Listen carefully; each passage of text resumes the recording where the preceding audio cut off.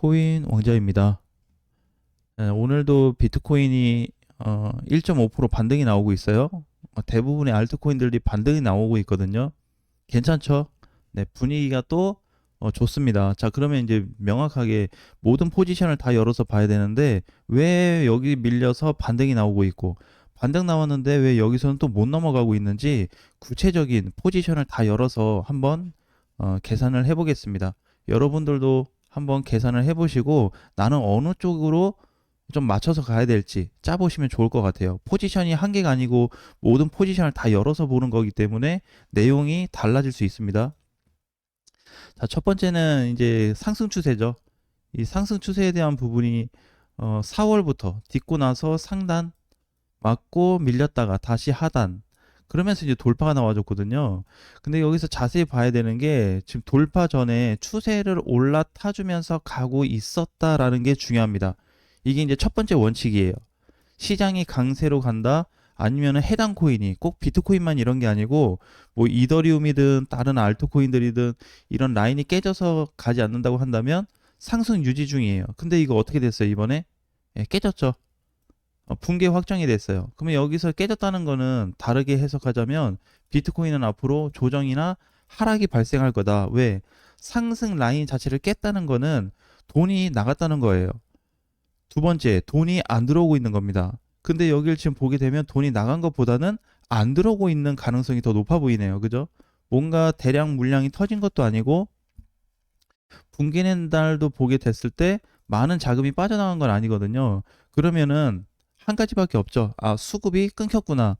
수급이 다른 데로 이동이 됐구나. 이렇게 볼 수 있습니다. 그러면 비트코인이 쉴 동안에 다른 코인들이 주체가 돼서 올라갈 가능성이 높겠다. 그게 이제 이더리움이 되는 거고요. 자, 두 번째는 이건 이제 지지선이 아니고 이건 추세선이에요.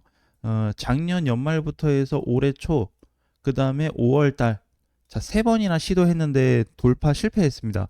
근데 돌파를 어디 가서 했어요? 자, 여기 와서 돌파를 해줬네요. 자, 그럼 이제 좋은 거죠. 돌파가 됐으니까. 자, 돌파가 됐는데 이거 좀 뭐 이상하죠? 자, 다시 돌파된 시점을 여긴데 이날 다시 한번 볼게요. 돌파돼가지고 이렇게 보니까 여기 거래가 어떤가요? 돌파는 됐어요. 돌파는 됐는데 이런 돌파에 대한 거래량은 저는 가짜라고 보고 있습니다. 너무 약했죠. 그죠? 이때 보게 되면 이제 7월 달 상승 중이 나타난 건데 7월 달에 오히려 이더리움은 거래도 빵빵하게 잘 들어오는 상태에서 우상향이 지속됐는데 비트코인은 뭐가 됐다? 돌파는 됐는데 거래가 안 들어왔다. 이거는 이제 답은 딱 하나로 압축시킬 수 있는데 그냥 비트코인이 갈 시장이 아닌데 이더리움 때문에 따라가서 장중 돌파가 된 것뿐이에요. 자체 수급이 들어와줘서 돌파가 됐다고 보지는 않습니다. 해외 거래소에서 이 정도 거래량이면 지금 굉장히 적거든요. 평소에 나왔던 4월달, 5월달 거래보다 훨씬 더 적게 나타나고 있습니다. 거래 자체가. 자, 그러면 이거는 이제 긍정적으로 볼 수는 없습니다. 뭔가 좀 이상하다.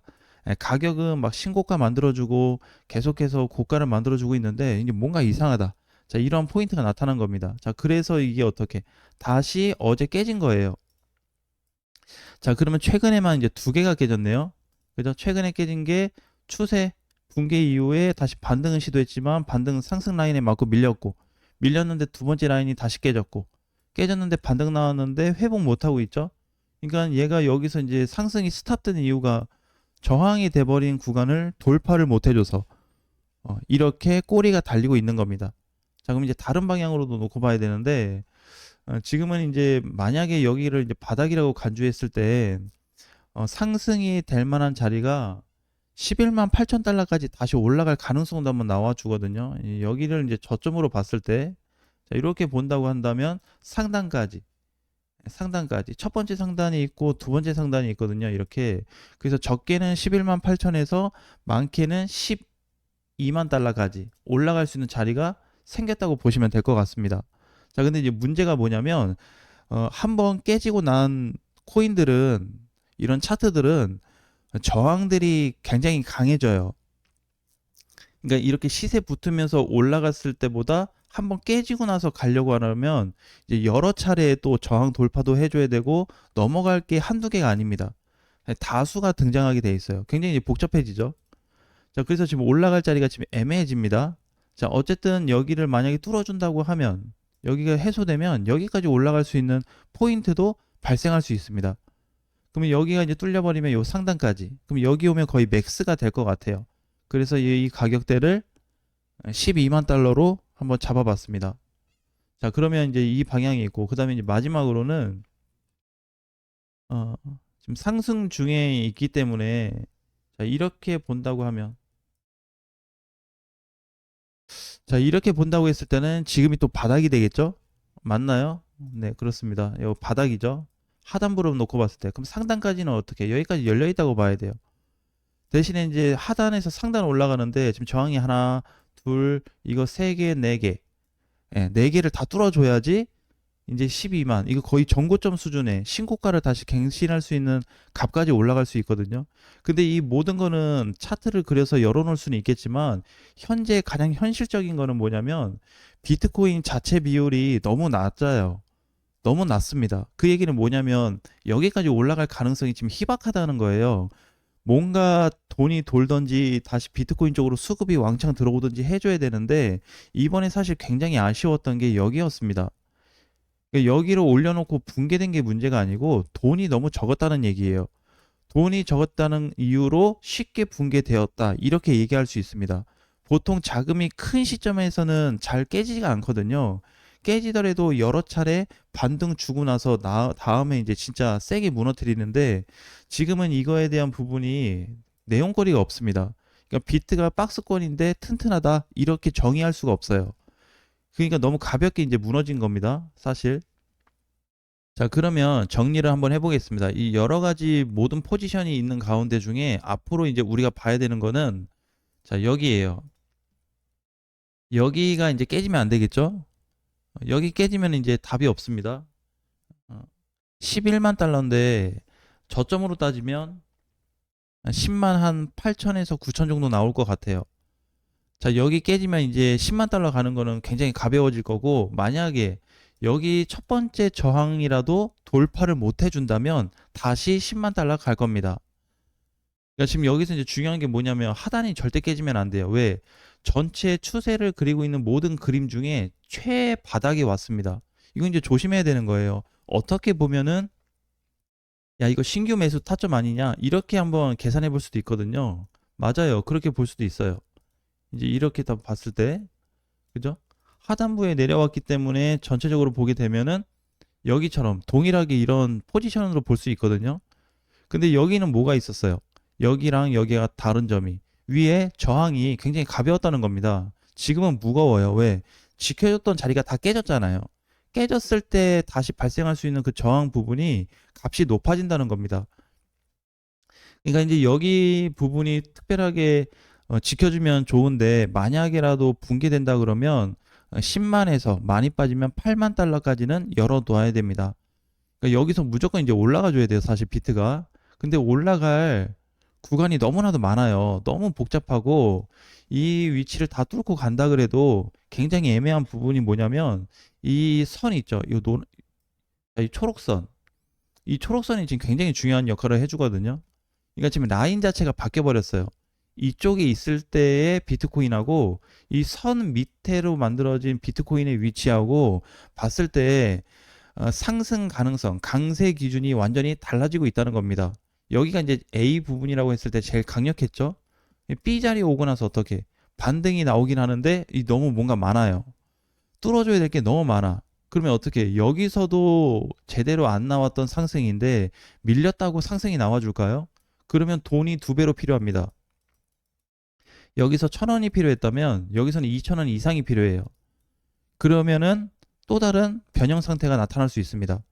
어쨌든 이러한 상황들이 지금 놓여져 있기 때문에 우리가 선택을 해야 되는 거는 여러 가지 관점에서 놓고 봤을 때 계산을 해야 되겠지만 실질적으로 가장 큰 팩트는 뭐냐면 이번에 상단을 다 실패했다는 거.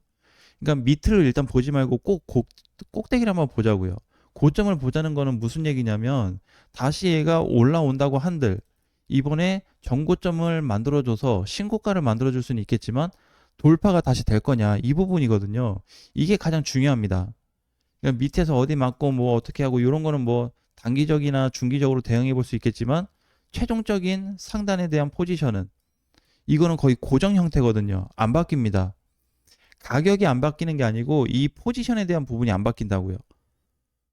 그래서 이거를 무조건 명심하셔야 될 것 같아요. 그러니까 지금 외부 이슈로 보게 됐을 때 거기서 얘기하고 있는 커뮤니티란에 들어가서 보게 되면 많은 분들이 내가 체감상 했을 때 한 70%는 그래도 비트코인 지금 담아야 된다라는 얘기가 가장 많습니다. 네, 비트코인 담아야 된대요. 엄청나게 많습니다. 국내에도 커뮤니티 공간에 들어가서 보게 되면은 코인 관련된 부분이 아니고 비트코인하고 이더리움만 관련했을 때만 해도 이더보다도 비트코인을 지금 사야 된다라는 게 가장 강력하게 얘기가 많이 나오고 있거든요. 근데 거기에는 오류 난 부분이 굉장히 많아요. 왜냐면 무조건 올라간다라는 근거를 제시할 수 없는 위치죠. 현재 바닥에 와서 다 붕괴된 상태고 이탈돼 버리면 크게 내려갈 수 있는 자리임에도 불구하고 그냥 비트를 사야 된다라는 거는 이거는 좀 뭔가 이상합니다.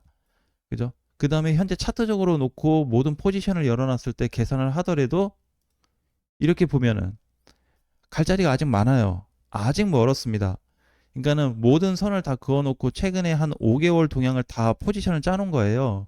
5개월에 대한 모든 포지션이기 때문에 이걸 보면서 여러분들은 이제 비트코인을 어떻게 바라봐야 될지 한번 고민해 봤으면 좋겠고, 오늘 아침에 이제 다행히 이더리움하고 알트코인들이 잘 올라가고 있어요. 자, 그런데 문제는 뭐냐면 비트코인이 꼴등입니다.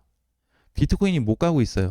다른 거 뭐 솔라나나 XRP는 한 3, 4%씩이라도 반등 나오고 있고 도지나 에이다도 뭐 2, 3%씩 반등 나오는데 비트코인 자체는 지금 너무 약합니다. 국내는 0.5%고 해외 기준에서는 1.5% 반등인데 역시나 돌파 형태가 아닌 그냥 단기 저항이 맞고 밀리고 있는 모습이기 때문에 적절하게 볼 수는 없습니다. 그래서 이 부분을 놓고 봤을 때 앞으로 비트코인에 대한 모든 포지션을 그려놨으니까 여러분들은 이 상황에서 어떻게 비트코인을 바라봐야 될지 한번 고민을 해보셨으면 좋겠습니다.